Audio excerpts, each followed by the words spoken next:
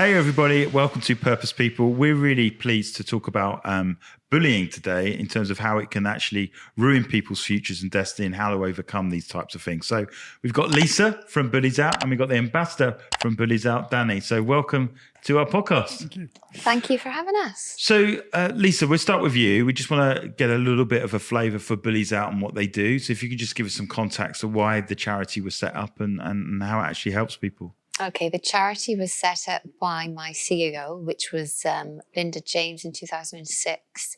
There was something within a personal situation, I know that happened for Linda to realise that within the schools at this particular time, there was bullying and there didn't seem to be anything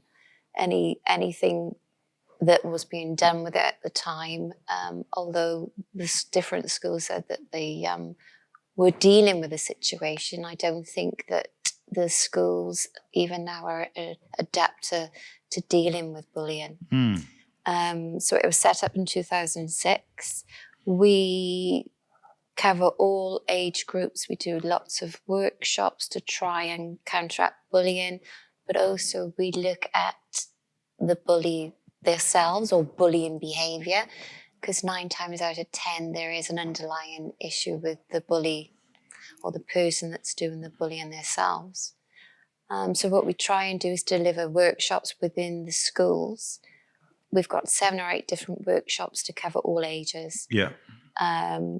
So basically what we try and do is to try and alleviate and make a difference within society and try and get that message out there to think before you react and to try and do everything with a bit of kindness. Yeah. And it's about putting that human feeling back into society. Love, if you want, for a better word, thinking how you can behave to that person and how you can distinguish conflict and to a normal conversation and how you can control that.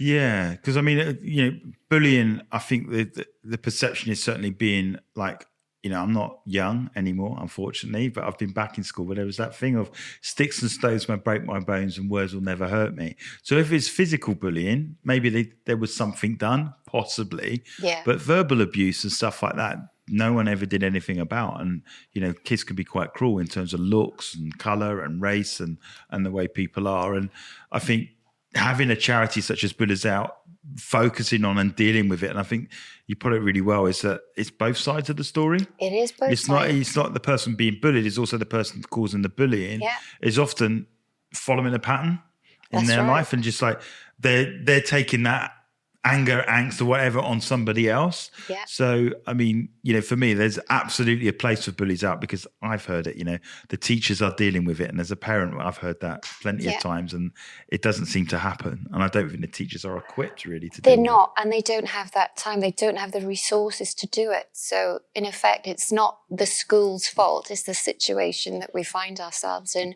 There's no funds or manpower to back it up. And when you have a statistic that 44% of children commit suicide from bullying. It's horrendous. And that's children. And then you've got 1 in 3 adults are actually bullied within the workplace environment. Yeah. And BulliesOut cover that as well. We try and take courses and workshops into companies as well. Yeah. Yeah, because I think, it goes on in the workplace as well, right? 100%. And you're trying to earn money for your family and being bullied and stuff as well. So you deal with that sort of stuff. Danny, I know a tiny little bit about your backstory and stuff like that, but you've been on the receiving end of bullying. Do you want to just share a little bit about what happened and how and why and how did it make you feel? It goes back to that era of the 70s and 80s. I was adopted by a white, affluent family in a rural village in Worcester. And I was actually the only coloured boy in the school. Yeah. And in the village, a small little village called Callow End. But I never encountered any bullying because I was accepted. Right. I mean, one of the things we used in the phrases only a few 4 years ago was I was brought up right, not white. But I was brought up right, and kids are brought up right in small rural towns. Yeah. And villages. I got to my secondary school and I encountered it, and it's always etched in my mind. Yeah. Arriving, facing up the words of the N-word, gollywog, jam, everything you can think of to be associated with, but I just knew nothing about it until it got worse and worse, and even the name calling, then the pushing and the physical stuff started in. Fear, of course, taking the wrong corner around a classroom. We had wooden huts back in the 80s at school. Yeah. Temporary huts, tea huts they were called. Yeah, School yeah. huts. Yeah. But every boy played with a football or a tennis ball with a hole in so it wouldn't break the glass. Tennis ball would have a hole in. Right. So we were playing football, and football was an unpunctured ball football. Yeah. My mum had bought it from a local shop. So I'm the oldest kid in my year. So I'm 12. Yeah. September boy. We're playing football with the second years. The football goes underneath the tee huts, me being me, climbing under, getting the dirty trousers. As I come out, I look down and there are, and in my head now, there were black, shiny slip-on shoes, plastic, terry towel in socks. Oh, yeah, I remember those. Terry towel in socks, white. Were they white? Yeah, They were white. yeah. Trousers not even hemmed. I wrote about this. The hems were so they were the cheap trousers. I looked up and there were 7 lads there. Spat at, cigarettes, they were smoking, called every name you could think about. Cigarette butts on my neck, my face, pushed to the floor, ripped my trousers, took my ball off me. Wow. I didn't cry, got up, walked back, went to the school nurse. Yep, the knit nurse even did other stuff as well. I went there. It was okay, it's just a bit of playground banter. We'll find out who those boys are. Did I speak up? No.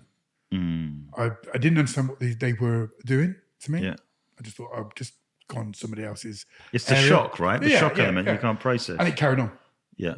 And it carried on to epic proportions for 6 months, because we're at school only for 6 months. Okay. Right, so it's September to July. Yeah. The half terms and stuff, right? Those boys got expelled.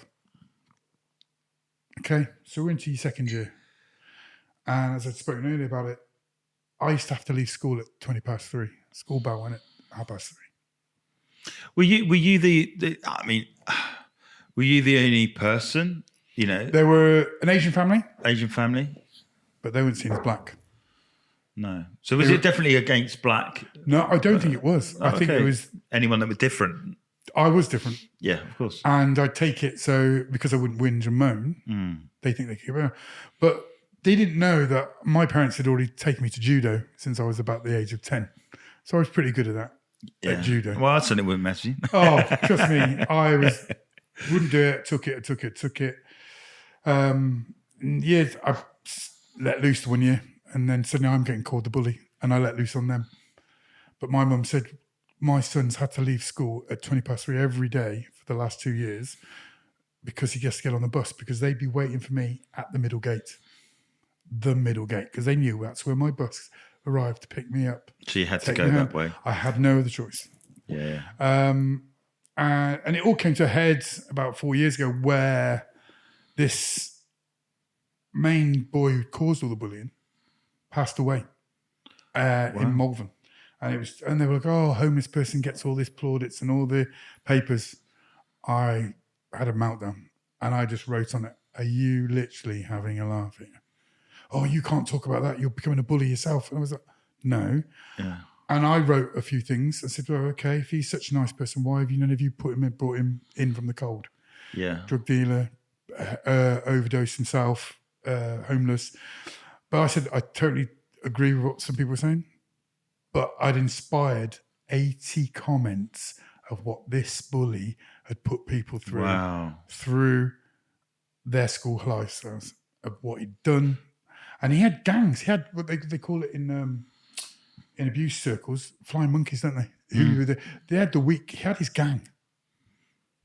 They often have different personas as well. Like they give themselves a nickname and they play up to that name as well. And he did, and he had a name that was the same as another name, but his name was similar to my dad's business partner's son's name. Right. So they're like, oh, you're talking about him? No, I'm talking about the other one. But he'd been kicked out of both schools, but he came back every day. I had to look out the window, from the metalwork window or the textiles window, to see if I could get out. And so in the end, I had to play more sport after school, fixtures, get on the school bus, go home. And I think that the thing I add to that is you're quite a big guy, right? I was big then. Eventually, yeah. So does that not compute at some point where, hang on a minute, this guy's getting a little bit bigger now, or is it just that mental trauma? They're in numbers. They're in numbers. Kids now face nothing about physicality. It's the keyboard warrior, and the bullying, and it's horrendous. The statistics that we provide in the charity and the experience of people bullying. There's no place for a bully, whatever age. No, I mean, there's that story about the elephant and the stake. So the elephant's small and it's got a stake in the ground, and it gets told that it can't move, and it's abused in a way as it's growing up, and the elephant becomes a fully grown elephant. But the stake in the ground, it could just walk off, but it doesn't. It just stays there because of that continual abuse of barring or whatever. It doesn't even question the fact that all he has to do, or male or female, ever, just walk away and the stake would come out. But they're paralysed in terms of through their years and years of name calling. You don't know where to go. And especially these days when you've got it 24/7. The kids. It's not just the kids. If it's acceptable by adults' side, it will go through. So, as I was saying earlier, bullying in school is an adolescent way of abuse. Yeah. And there's no place for it. I know people in sport that have done it. I've been on the receiving end. I was speaking earlier. I've been on the receiving end of jealous people because I'm different to everybody else. Yeah. And in sport, it is just like playing around. Who can pull in the most friends? Who can pull the nicest girl? Who's got the most money? Who's got the nicest car? It's like having the nicest pair of football boots, the best football, the new hoodie, the nicest shoes, not the ones on the market, not the terry towel in socks. Yeah. It's just a different level. And now the kids have got social media. They've got social media. So, Lisa, what would, obviously from being the charity, let's say the charity was around when he was being bullied. What would be how would you deal with that situation? Well, we have, thank goodness, on our website, we'll get a phone call off, it could be Danny himself or his parents, where we can actually go into the schools and talk to the headmaster. We have confidentiality forms for Danny or his parent to actually fill in. And we would actually go to the school and say, look, this has happened. We can offer this, etc. And we can try to alleviate the conflict that you've got between these two people. Yeah. So the workshops, we have different workshops. So the workshop that we would actually take in there would be on conversation and how to neutralise the conflict, but also we would be able to, because we've got professionals as well, so counsellors as well. Yeah, we would be able to go into the school and actually speak to the person that has the bullying behaviour then to see why he would be doing that, but also, help somebody like Danny to empower him and give him more confidence. So then we would just try our best to try and alleviate the But one of the things you're saying, one of the things, Danny, is that you've made clear in your situation, it was like multiple. There was like a gang of people coming. Relentless. Relentless. I had my best friends were there. Their brothers were there. Their sisters were there. I mean, I recall one scene, and I wrote about this, that it's the summer. It's the end of my first year. So everybody sat out in the fields, the school playing fields and stuff like that. And they'd started on me. And I remember sitting down with my group of friends, and he came up and kicked me in the lower part of my back. And then they ran off. That's above the coccyx. And I'm like that, a little bit of a wind, a few tears. I'm not crying because it's hurting. I'm crying because of the adrenaline. I never cried. Probably winded you. My friends are all panicking. They scamper, scatter everywhere. Yeah. I'm there, and he's going, come on. You think, yeah, come on then.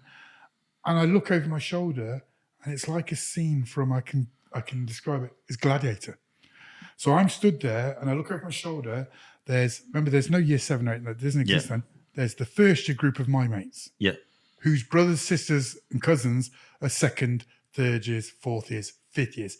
There's pods of kids behind me across the field. Okay. The year head comes out, stop, don't do anything. And then one of the fifth years, who's my best friend from school's brother's mate, who was in the fifth year, he's wearing Dr. Martens. He looks like a real thug, but the kind-hearted. It was an image back then, wasn't it? Yeah. He had all the music. It was influenced. Yeah. Go! And you saw these gang of kids, I think about 10 or 15 of them, run across the park being chased by a couple of hundred kids. Wow. And as children, you fight. Yeah. And they're chasing. I'm like, what are they doing? And I'm then being held and taken in to the first year block, sat down, shaking, adrenaline's popping, and they're like, and the kids are then laughing. But you saw we saw was these kids scampering over the sheds, the bike sheds, the bottom field. It was like a scene where it's just full on charge. Kids had been influenced from the bullying situations of Grange Hill. Remember, it was very vibrant back then. And so we thought that was cool. But what I'm saying is that the school then still didn't deal with it. No. They brought in what they call it suspended. Yeah. It's not expelled. It was suspended. So that's your first shot, isn't it? Yeah.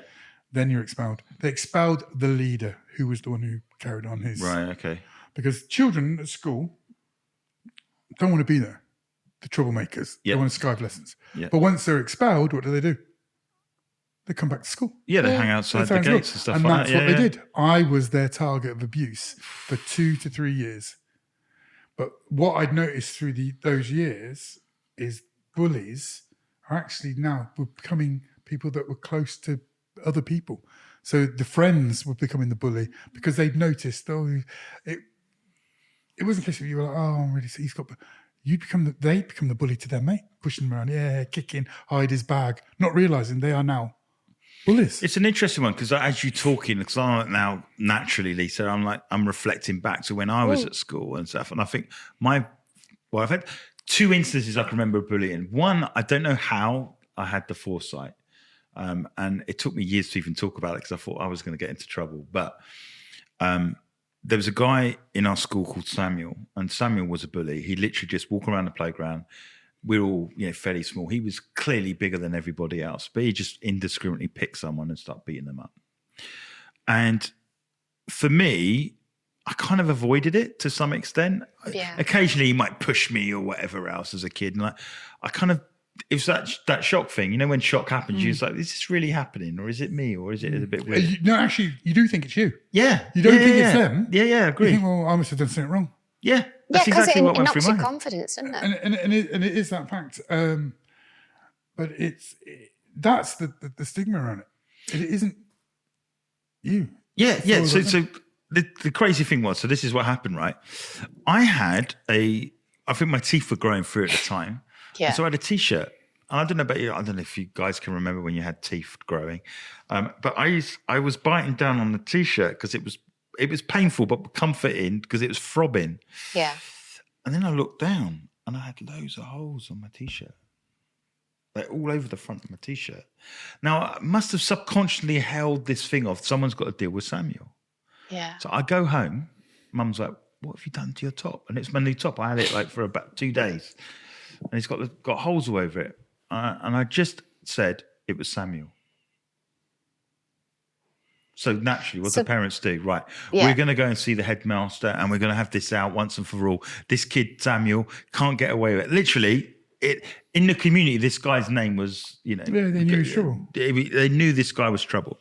So then I'm sat and I'm thinking, oh my God, I'm in trouble here. I'm sat opposite the headmistress. So she's sat there. My mum is sat there and I'm sat there. The headmistress gives a speech. Right. Daryl was playing in the playground and you grabbed him. This is the story I told Mum. You grabbed him and poked sticks through his T-shirt. And I still cannot believe this because I'm thinking I'm sunk. This is the end of it. He goes, yeah, I did it. And with that, she said, we don't need to discuss this anymore. And he was expelled for good from the school.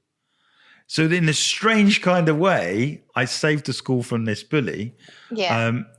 Indiscriminately in the thing. And then all of a sudden there was peace on the playground and school was quite good. It's an extremity. Yeah. It has and to I be felt done. good. But I felt guilty for years because it was a lie, and I couldn't tell anybody. And I didn't tell my mum for years, and she's probably watching this podcast now and goes, yeah, But it was this, the pressure, and it was like this thing that was never dealt with by the teachers, got bigger and bigger and bigger. And I'm not a liar, but eventually I just took the action that I had to take. But that era is now. Yeah, it is. And the problem that we have when we contact schools, they say, oh, we know we don't have any bullying here. That's bull. Yeah, because because every single school will have bullying in it. But it's that statistics. They're so it's scared. Statistic, exactly. They are scared to be labelled. Exactly. Bullying. So if we go back to the 80s situation, we watched the careers video. Yeah. Yeah. And this young lad that I'm very good friends with now was our school had like some of the best swimmers out of the blue, all in the same class, all in the same year. Yeah. They're competing. It was a Wednesday afternoon. They're competing on a Thursday for the British Schools Championship for swimming. Simon, I go speak to him, and we just had a careers thing. And it was about being a fireman and having to put up. And there was a shock thing of a woman falling out of a window, burnt. And we were talking about it. And he said to me, oh, what? Was it burnt and black as you, Badham? This is a friend of mine. So I picked him up. Yeah. By his throat. Wow. Pinned him up against the wall. Yeah. Not realising my own strength. It was Darth Vader. Where are the rebel plans? Wow. Yeah. I let him go. Where are the droids? Yeah. I let him go. He fell on the floor, cracked his head, out cold. I thought it killed him. Oh my gosh. Suddenly, I'm dragged up in... You're the bad guy. The bad guy. Yeah. Dragged up in front of the headmaster, who was Asian. Yeah. Told that I was being an inappropriate bully, and they didn't care. It was only clear. You should have understood it was going to be a joke about colour. Wow. And I was like that. And my mum just went, we're going home.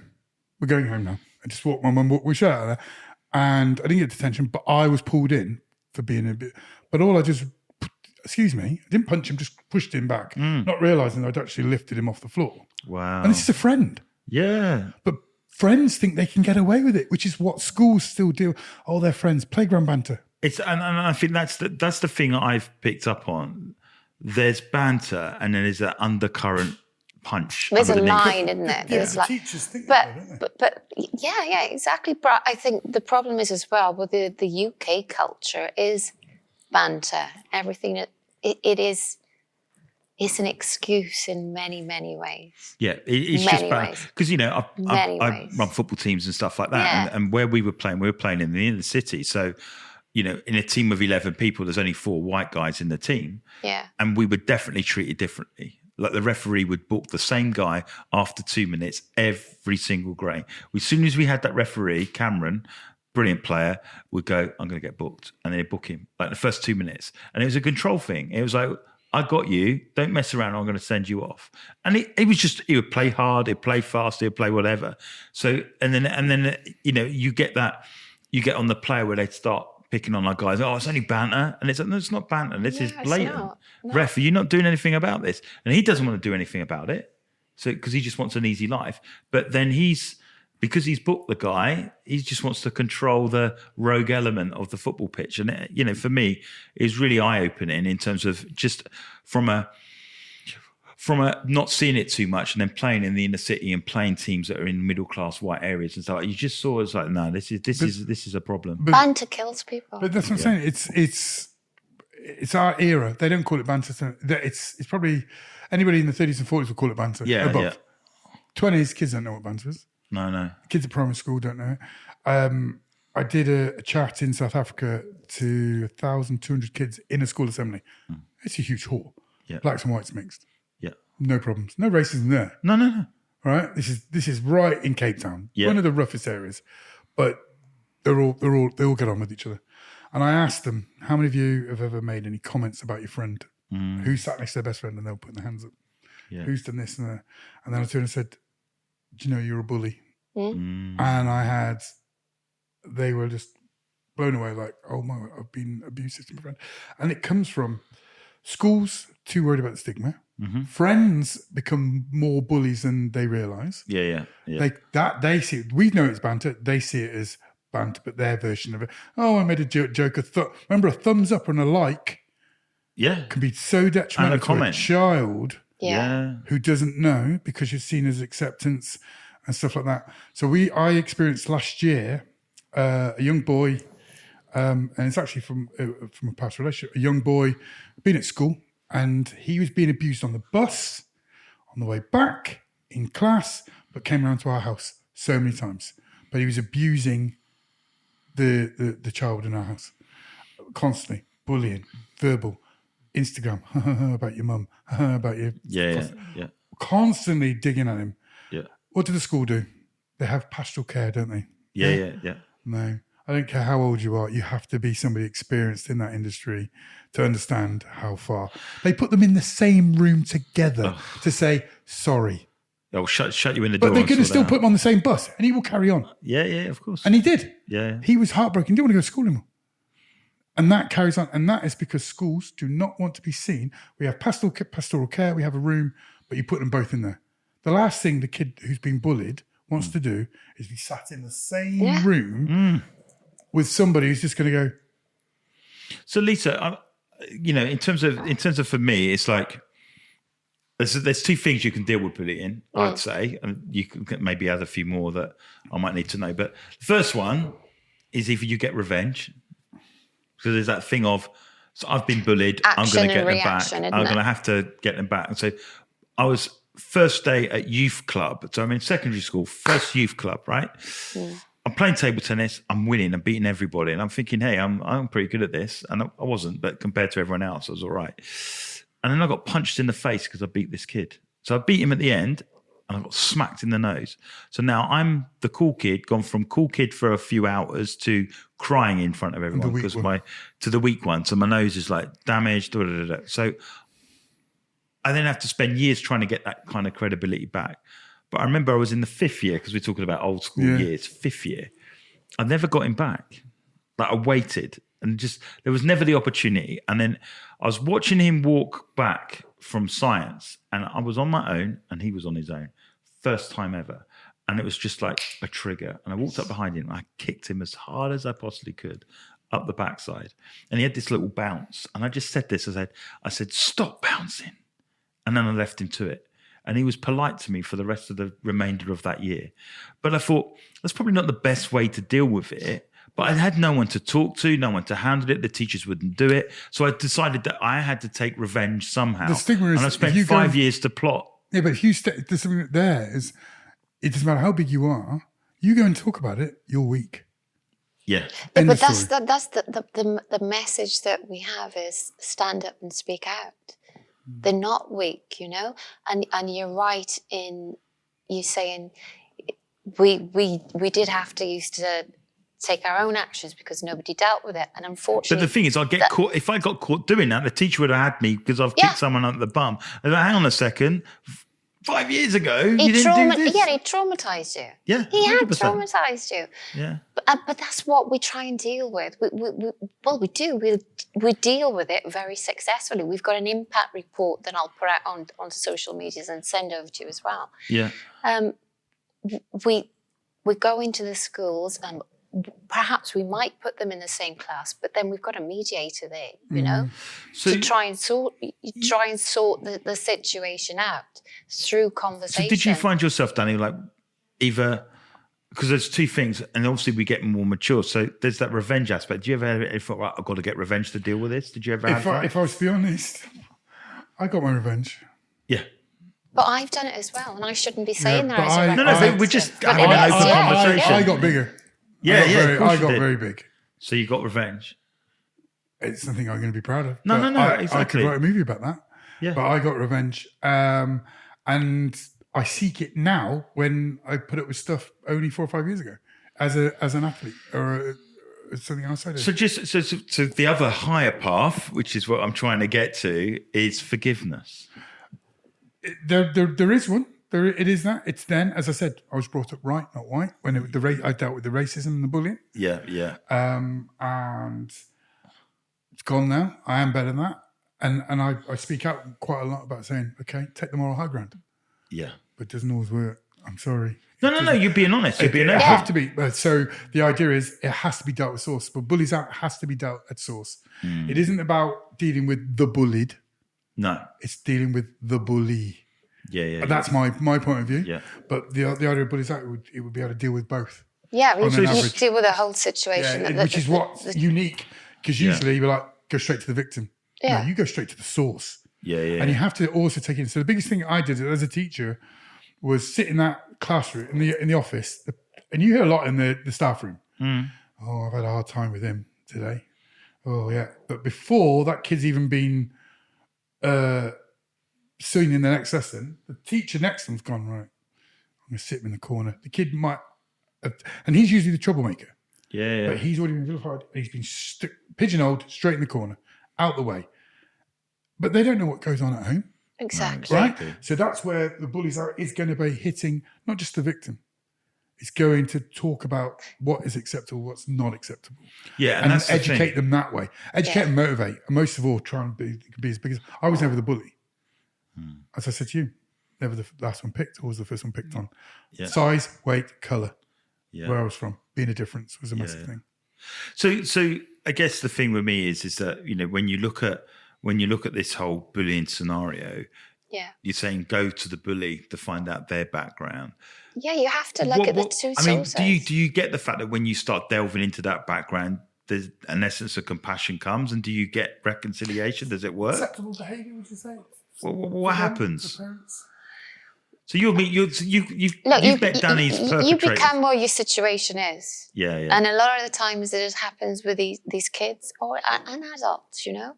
So you have to go in and, you know, counselling is a big part of the service, and you need to find out what underlying problem it is. Yeah. I mean, sometimes there's not, you know, there's not an underlying issue, but 9 times out of 10, I believe personally from reading the literature from BulliesOut that there is usually an underlying problem from the person dishing out the bullying behaviour. For a lack of education from their point of view. Parents don't know any different.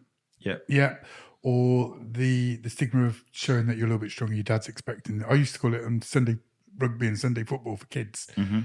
Saturday dads, Chelsea dads wanting to live their dreams with their kids. Those kids would be the most vocal, the most abusive. Their behaviour is, and they'd be the same at school. Well, I've heard this the other day that football now, they're having silent football. The parents aren't allowed to talk while the kids play. But that's good. Because of the abuse that they're giving to the child. Yeah. Saying, kill him, kick him, or Sonny, you're not doing it. And then having to go at the referee because little Jimmy's not going to make it as a Premier League footballer. But you've got less than a 1% chance. But we did the research on the way the parents behave with kids in sport back in about 20 years ago at uni. And we did some research on it. And I was like, Chelsea dad. They're all, I'm just calling them Chelsea dads because we watched one video and you just saw this dad go, yeah, you got to do this, you got to do that, you got to do that. Because he watched the football on Saturday, watched Match of the Day. So he thinks his son's going to do it the next day. Yeah. But that child then thinks that his being vocal, his hands, his body movements is acceptable. Yeah. Well, that's that child's mentor is his father, isn't it, at the end of the day? That's where it comes from. And that's where he sees and that's where so do you think a lot of this, so what would you say the symptoms is? Is it just society breaking down? Do you think it's always been there? What would you say is the main cause to? I think, yes, society definitely has broken down. When you've got mainstream TV, haven't you, where you've got conflict all the time, and a bully is always within any soap or whatever that we have. But also you take a look at the House of Commons with a parliamentary, boy, well, that's some bullying. Yeah, 100%. And that is who runs our country. It's free for all, isn't it? Yeah, it's ridiculous. And you think that's, ridiculous. If you're a child still in politics, you think that's acceptable? Yeah, you would. Yeah. You think, oh, well, I can interrupt him. Yeah. And if I interrupt you by accident, no, that's a type of control. I want to be heard. I'm in charge. Yeah, I'm not listening. Yeah. I'm not listening to hear what you said and understand you it. I'm hear getting me. the next point. You will hear me. Yeah. That's bullying. Yeah, 100%. And there has to be a happy medium amongst all that. And I found going to schools prior to meeting up and taking the role on, that they're like, oh my God, look at the size of him. That's the first thing they see. And then suddenly you talk to the kids, and I was known as not Mr. Baden or Mr. Lingeri. I was known as Hench, sir. Hench, sir. Oh, we don't. No. We want Hench, sir. The other PE teachers were like, what? But he's just a outside coach. No, get Hench, sir. And I'd go outside and spend my time with those children. Yeah. And they were the ones from the single parent backgrounds, different communities, just Muslim, Indian, Sikh, all that stuff. Yeah. Right. But I had them involved in every sport because I was playing. So I believe that was quite an ambassador role and made it acceptable. So did you ever get detention? I'd be like, no. But the truth was I actually played that much sport. I was never had time to be in detention. Yeah. But don't you think that playing sport, getting the kids involved is breaking down the barriers? It makes it acceptable. Yeah. If you think about it, there has to be a line somewhere at schools where kids see each other as being acceptable. If you look at the adults, we look at the podcast, you look at the social media. Yeah. You got a blue tick? Oh, you're not that good. Yeah. So there's a type of control and a judgment there. And that's at our level. Yeah, and that for me is this whole competitive thing, which is based on a value thing. That if I have my blue tick, I've got something to say, and if I haven't, then I've got nothing to say. But it is content, it is quality, and that's where BulliesOut. When I've been nagged how many times by you to look at my paperwork and look at this, and I've like, I'll do it. But come on, Dan, do this, and I'm doing it, and they're literally bullying me to get it done because they want me to be out there and doing what I do best, and that is inspiring a child. It doesn't matter, but for me, it is having time to work that child out, and you can't see from being a young coach and a young mentor and a young teacher. You have to have experience as a parent. Yeah. Through death, debt, depression, we have that. And a number of adults, the sportsmen I was dealing with, such as you, one of the Welsh internationals who stepped away from, I coached him, right? I coached and mentored him. His agent didn't care about what I had to say, but his mum and dad were like, during the World Cup, he received so much abuse online as a professional athlete who'd only been playing rugby 3 or 4 years, and he lives around here. And it's not, and that's the key thing, right? The social media, it's just like a free for all. You can say anything about anybody. But he was on the edge of taking his life. Yeah. Right? He's now back in the squads. He's getting older. But his parents came to me, can you talk to him? He just needs some confidence. I said, he's paying 10% to this agent. Our agent doesn't care. And it shows that it's at any level. And he's an inspirational young rugby player. Well, I'm a Liverpool fan, and Jordan Henderson yesterday on Twitter, someone was quoting him on Twitter, and he's saying he's had a really tough time, but he said, you don't always read the comments, but it always gets back. Yeah. What people are going to say. Because you're told. Yeah. Would I ask that person for advice? No. Delete. Yeah. But it doesn't work because it's already in there. It's implanted. Yeah. I had 15,000 followers on my social media straight after Taboo. I then got shakes and I got anxiety. What's somebody going to say?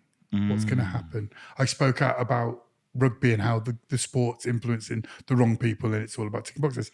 I had anxiety. I had depression.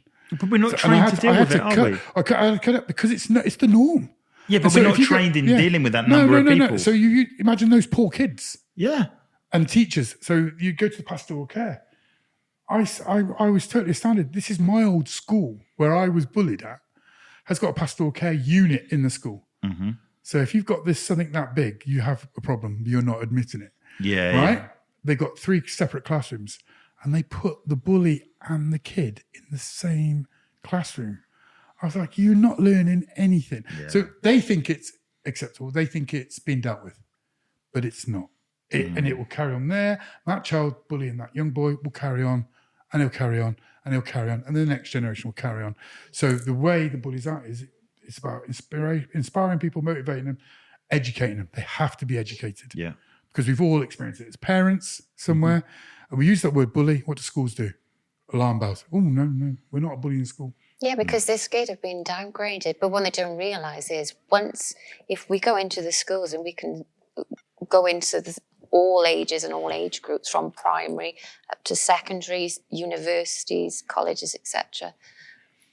What they don't realise in our schools, though, is that they won't be downgraded. It would be more productive for their mark to go up if we went in the school in the first place, because the kids would then be more productive. Well, I had it with my business partner in Humans, which is one of our businesses we got. It's about being happier, healthier, smarter, and kinder. Now he's a coach, so he's in coach, and he's from he's black, and he's from Birmingham and whatever else, and he's actually done he went back to his old place of life because the same story to you in the way he was different and he was hammered and people had to go at him or whatever, but he become a teacher. So finally become a teacher, And one of the kids was there, and he was going through a tough time. And he pulled him aside and said, "Look, we'll make this work. We'll look after you or whatever." He went to the head of that school. And the head of that school said, "No, we can't have him. We need to expel him because he's affecting figures." Stats. On the Friday, that was on the Friday. On the Monday, he walked in and handed in his notice. He said, "I can't. If this is the system that's rewarding that kind of behaviour, I'm out." And now he's a full-time coach. And I've met a number of teachers like that. I was on the plane to Dubai last year for the rugby. Sat next to this young black guy, and he was just talking exactly the same. And he'd literally said, "I'm going out there to see if I can do something different out there. I've got about 6 or 7 kids that I mentor outside of school because they've been expelled. But these kids are clever. These kids they didn't conformity. They weren't the bullies. They were actually the victims. They had to get rid of them. And as soon as they made a mistake, there was an excuse. So, okay, probably advise you to leave the school." And this guy is taking them all on. And he's been, it was inspirational for me because he's in his 30s. He's played mid-30s. He's played professional football, but he was a teacher. So he was educated. But you could see his passion. Yeah. And those sort of people is what BulliesOut will produce and find and work with and partner. But for me, it's still the issue that teachers are scared. So I've been meeting up with teachers and heads in Herefordshire where they only get little bits of issues of bullying, but they're scared to death. And I've got heads from Portsmouth or Hampshire, Sussex, Surrey, and up here already to form a rugby men's charity team, rugby teachers against bullying. Rugby team. Nice. So all these teachers will come together and play because they're not worried about the statistics. Yeah. And these are heads and these are heads of PE and stuff like that. But they're using those skills because a lot of my former colleagues, they use the PE office as a place where discipline and support is given out. Kids will go, "I'm going to go see Mr. Such and Such," and they'll go to the office because it's a calming place. They're not judged. Yeah. And that'll be the bully or the bullied. Yeah. But they'll go there and he'll talk to him and he'll give him some other direction. No, amazing. So that's what we're doing. And it's speaking out to these teachers, which is really important to say to them, look, you need to stand up cohesively.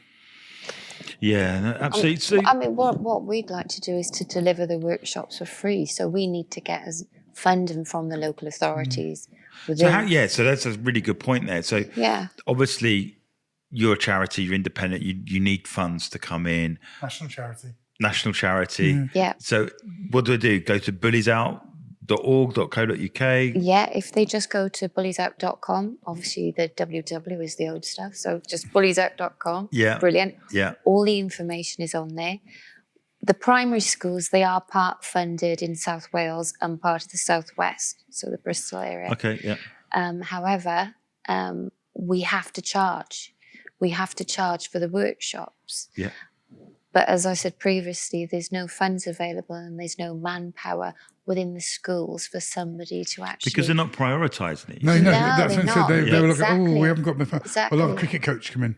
But your society and your future needs to be prioritised because kids are our future. Yeah, 100%. Because we've had it in my family with my eldest and went through a tough time and whatever, and we took her out and the kids are all happy and stuff like this. But that's the position that we're in, that we were able to do that.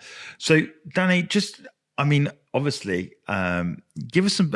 We just want to know a little bit about your story, because obviously we don't want to major on. Although bullying is a case, somehow you've managed to push through the bullying and ended up to do some amazing things. It's about opportunity. So one of the things for me with BulliesOut was if I can have an opportunity to inspire one child. I'm not about statistics. Yeah. And that's what gets me in trouble with the governing bodies, because I'm saying you all need us as a community so you can get your statistics in your pay packets. But for me, one individual's development is more important to me than your statistic, because it's outspoken. They try to shut you down. Yeah. So the idea of BulliesOut is that if I can be on the forefront and talk about my stories of facing it, from being adopted, racism, I had the typical Michael Jordan thing of I wasn't number one in the school. Yeah. Went to another kid. I was jack of all trades, master of none. Yeah. I enjoyed my sport, as one of your colleagues also knows. I just loved it and I'm still playing. Yeah. But it is about opportunity, and working with charities and creating charities is about opportunity, and creating a level playing field so they're all equal.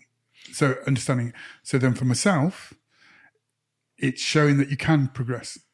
Yeah, so what's the journey? Just share us the journey for the benefit of people watching and listening. Journey. You come out of school, you've had all this flack and stuff. So what happened? I had flack, I had to I wasn't a great one at rugby, hated rugby at school. Suddenly, to the dismay of a lot of friends in Malvern and Worcester, I was the first Premiership player from Worcester. Wow. And they still don't like that. But statistics show that I was at Harlequins, wore a jersey, wore it 6 times. But as people say, I still got to put the jersey on. Yeah. Worcester were in the Championship, begging to get in the Premiership. Yeah. I beat that block. I wasn't at a private school. I was a state school boy, educated, and I was just playing any sport. I'd turn up and play 3 sports at weekend. Yeah. So I did that. That was in 2000. Yeah. And talking 23 years ago, but I still did it. Yeah. I went to play professional basketball. I was a teacher and a lecturer before I played What team did you play for? Birmingham Bullets and Manchester Giants when they were like the biggest in the country. They're still around, aren't they? Giants are now, but Bullets Giants are now. are. But you're talking 10,000 seat stadiums. Yeah, because NIA. also we have the BBL now is going on. BBL and but Bristol I played Flyers where you were MTV, you're doing pop videos with All Saints and Slam Dunk for Fun with 5. Cool. Yes, did all that. But I did basketball and I dropped out of rugby before it turned professional to play basketball. Yeah. Then I did a bit of football, semi-pro football, but I was already a teacher, so I had something to fall back on. And then did my 7th, did the international circuit, just showing you can just go through it. I wasn't number 1. No. I was educated. But you made best with what you and had. I went back to uni and did another degree just to re-educate myself, to try and get the paper. But I didn't need to. And then 2016, life changed and threw me in front of the TV cameras. And do you want to tell us about how life changed? You don't have to mention names. But I was teaching in London in a park, and a dog ran in front of me into the middle of lesson. I've got kids from some of the biggest private schools in Richmond and Surrey area. And they're all stood going, and the dog's bring the dog over, start rubbing its neck and killing it. And, sorry, fella, dog's no good, people. And the kids going, it's Batman. It's Batman. It's Tom Hardy. And I'm like, what? The one who plays for Leicester Tiger? No, that's Tom Croft, sir. He called me a different name though at the time, the kid did. And I turned around and 40 minutes, Tom Hardy sat with my kids in the middle of Richmond, Deer Park, talking about TV, Batman, right. Bane. And then he was like doing it. And then 4 months later, I was in London again teaching. He'd seen me in his car, and there's great Google pictures. We've seen somebody paparazzi follow him that day. Yeah. With his dog on his mountain bike with a body weighted vest on because he's training for another film. And he's cycling through Richmond on his way to see me. And he said, I saw you, so I've come back and talked to you. And then suddenly I got introduced to Instagram because they're like, you're all over Instagram. I'm like, what? Insta what? And then pictures of me. And Tom took my name. He said, I've done some research on your dad. Wow. And he's learning through a movie, blah, blah, blah, blah. And then, as it said, the paper said, Taboo happened. 8 million people, 10 million people watched it. I'm going to have to rewatch it now. Prime time on a Saturday night. Are they going to make a second one? The It's been second a long series, time. but it's It's we so heard loads long. of stories, but it's a bit weird. I learned so much about the industry that now I'm in the middle of writing and producing and a dystopian series in Scandinavia. I've never been a producer ever in my life, but they were like, we like you, we like your character. Would you come to Sweden and be a producer in a TV series, 6-part from a set of books?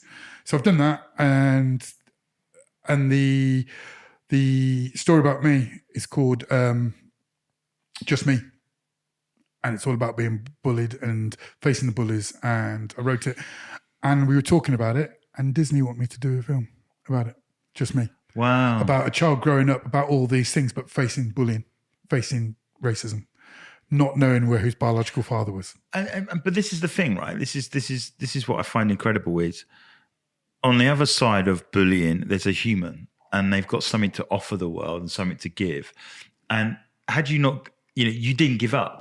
No. And now, because you didn't give up, you've managed to come empower, and then you've managed to give back. Which is what one of the phrases we did during lockdown was put things like that and say, give back. #give back at any time. You could do anything because I had an opportunity. So why shouldn't any other child have one? And I didn't come through an issue of being poor.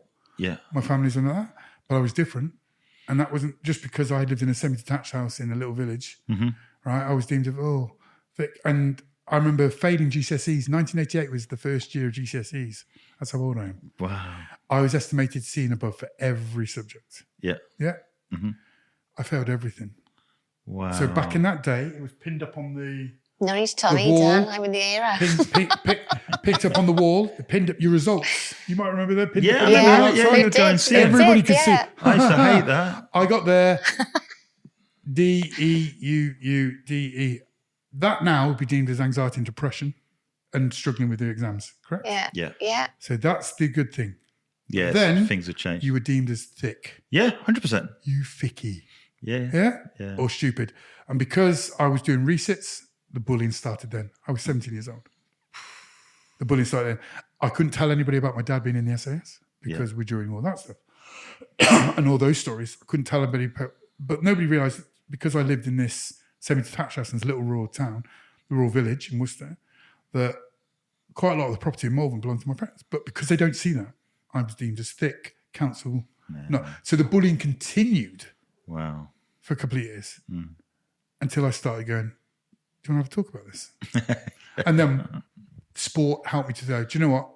The local paper came out and it showed me in a better light. Oh, he's on telly. He's on, but the bullying still continues. Yeah. So coming through that is important. And I still get hit with stuff now. Yeah. As I said, bullying at school is deemed as an adolescence form of abuse for kids. Yeah. Yeah, no. And if we could stop it there, you could probably stop the bullying when they get to adult life as well. So Lisa, obviously Dan, bringing him along, awesome, whatever, but I don't want to get you lost in the story as well. So Lisa, you could be doing anything in the world right now. Mm-hmm. Why this charity? Why did you choose to get involved with BulliesOut? Simple answer to that. I just want to make a difference to society and change how people treat one another.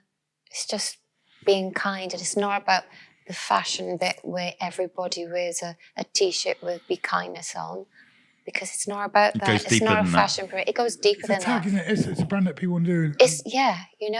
And we've all seen that when a celebrity have unfortunately committed suicide, the media then say, "Oh, sorry," and they're the ones that 9 times out of 10 have caused their celebrity to actually commit suicide. Well, this is an interesting one. I don't know where you stand on this, and probably for the viewers, it might be a controversial subject, but let's go there anyway. Let's go there. Yeah. I look at the whole Harry scenario, Harry and Meghan. Yeah. And there's one school of thought saying Harry's nuts or whatever, but I like to hear both sides of the argument. So I listen to it and I'm looking at it and going, in all this, there is a common denominator, and it begins with M and ends in A, which is the media and the way that it thinks. Yeah. And so as a human and as what he's done, he tried to deal with certain things which got leaked to the press and painting them in such a whatever. But it appears no matter which side of the fence you are on, who's holding the press to account? Exactly. Which is what he says. Exactly. Which is his whole motivation. And he said, nobody's protecting my mum. Yeah. And he spoke about that, the word. Yeah. And him and his brother knew about it. Yeah. I sat and they said, what do you think? I went, he's doing what I think any boy would do. He's just at a higher level, protecting his family. 100%. And they were like, I'm not a royalist. He's protecting his family. He's he's entitled to it. And yes, if something, God forbid, happens, he would be next in line, blah, blah, blah, blah, blah. Yeah, because when you take the title away from him, he's being human. But I spoke to a lot of the Fijians that served with him, and he's the kindest, most honourable, normal guy you will ever meet. And that's the point. You don't hear those sides of the story. They told me he would drink. He would then ask them to, and they would drive. Or he would tell them to. I know some stories about the boys who've been with him. Yeah. That he's told them to drink and he's driven them home. Whether they're in that or not, he's going to have a drink. Well, come on, go to a bar. And this is when they served. The best video for me about him, and people forget that, it's that bit where he's being interviewed, the alarms are going off, there's gunshots going off. I don't know if anybody's seen that one. He just rips his mic off. Sorry, gone. And he runs to the helicopter and stuff. And they got in trouble, didn't they? Because they were serving on the front line. No Royals have ever served other than those two. Exactly. Andrew was in Falklands, but he was in a Sea King. Yeah. Nobody else. Those two served on the front line. People forget that. And a lot of the Army guys I know said, but they've served. No other Royal has served like those two have done on the front line. Yeah. They put their lives on the line. And they said that's because they think the mum did it. She set up the mine thing. Yeah. So what he's done is protected his family. And that's my point, from all of this, if there's anything that we get, like, whether it, in terms of bullying, there are many narratives at play, and it's being able to have those grown-up conversations to say, right, how do we help both? How do we not take sides? Because the whole world is take sides. You're either left or you're right. Exactly. It's always, and we talk about the media, it's always competing with setting one up against the other and then watch them fight while we sit back and rake in the money. Yeah, that's the sad thing. And with Bullies Out and your journey and things like that, you're saying, look, we can do something with the knowledge that we have. We can impact schools. And the sad thing is, all you need is the funding to make that happen. Yeah, and we need the funding. I mean, if you go onto our website, you will see that there's lots of challenges that you could join in with, but also we need the funding to come from local authorities as well. They have that money. They do have pots of money. It's the prioritisation of the money. Yeah, look, let's make a difference. Utilising the sports side, for me, the joke was when I used to turn up at schools, they knew, or rugby clubs, they knew they were failing so well on them because I'd be that Gordon Ramsay without the swearing sort of thing. Yeah. And this is not good. Joys.